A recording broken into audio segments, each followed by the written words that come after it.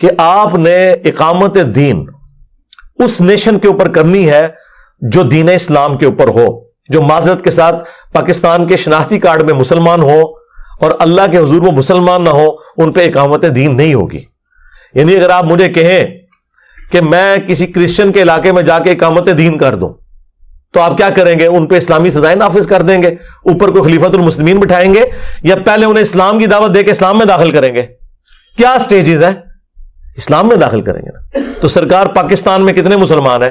پاکستان کے شناختی کارڈ میں نہیں، اللہ اور اس کے رسول کے ہاں عز و جل و صلی اللہ علیہ وسلم۔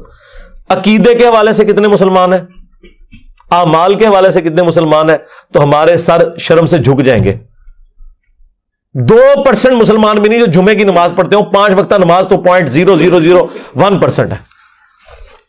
ایک بندہ نماز ہی نہیں پڑھتا، اس کے اوپر اسلامی نظام نہیں قائم کیا جائے گا۔ اسی لیے ڈاکٹر سراج صاحب نے باقاعدہ جو منہج انقلاب نبوی کے اوپر کتاب لکھی، وہ اپنے ان کے لیکچرز تھے جو کتابی شکل میں، باقاعدہ انہوں نے اس پورا ایک لائے عمل دیا۔ پھر ایک کتاب انہوں نے لکھی اپنی وفات سے کچھ عرصہ پہلے، پاکستان میں نظام خلافت کیا، کیوں اور کیسے، اس میں بھی ان کے لیکچرز کو ریٹن فارم میں لائے گئے۔ انہوں نے باقاعدہ وہ ترتیب جس طرح نبی علیہ السلام جس پیٹرن کے اوپر چلے تھے کہ آپ نے دعوت دینی ہے، عقیدے کی اصلاح کرنی ہے، پھر مسلمانوں کی ایک جماعت پروڈیوس ہوگی، اور پھر اس طریقے سے۔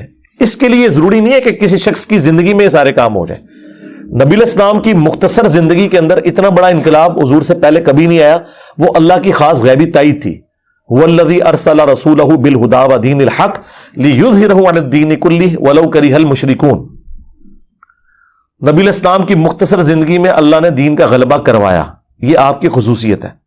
اس کے بعد اس بڑے لیول کا انقلاب نہ آپ سے پہلے کبھی آیا نہ کبھی بعد میں آئے گا، ہاں صدیوں میں آ سکتا ہے۔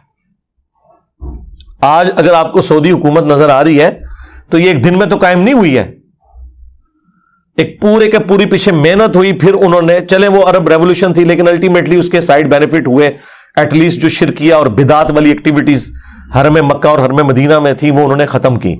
اس میں کچھ چیزیں مس ہینڈل بھی ضرور ہوئی ہیں ان سے، لیکن اوورآل انہوں نے ایک اسے دوبارہ سے توحید کے حوالے سے اسٹیبلش کیا ہے۔ تو ایک دن میں تو نہیں ہوا میرے بھائی، 200-250 سال لگے ہیں، مختلف سٹیجز کے اندر یہ معاملات ہوئے ہیں، تو یہ اتنا آسان کام نہیں ہوتا۔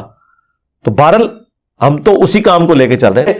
آج کے اس ماڈرن دور میں آپ حکومتیں نہیں بدل سکتے کہ جا کے کہیں پہ قبضہ کر لیں، کیونکہ اب سیاسی حکومتیں ہیں اور گورنمنٹ کی ایک فوج ہوتی ہے، ایک عدلیہ کا نظام ہوتا ہے، اس کے تحت سب کچھ چل رہا ہوتا ہے۔ اس طریقے سے جتھوں کے ذریعے آپ کچھ نہیں کر سکتے۔